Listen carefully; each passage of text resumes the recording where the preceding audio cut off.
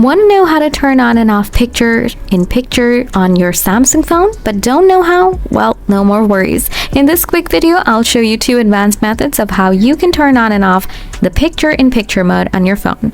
So let's get started. Using Apps setting. Open up the settings, then scroll down a little bit, find out the apps. Now tap on it. Scroll down again.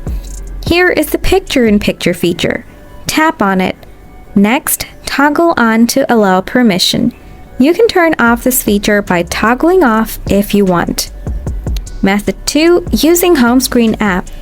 Go back to the home screen. Find out the app you want to turn on and off the picture-in-picture feature.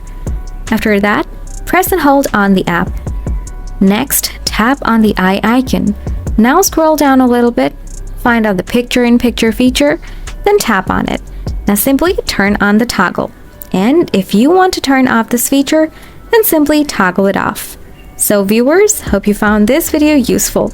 If you have anything to know, feel free to ask in the comments below. See you in the next video. Till then, stay safe. Thanks a million for watching.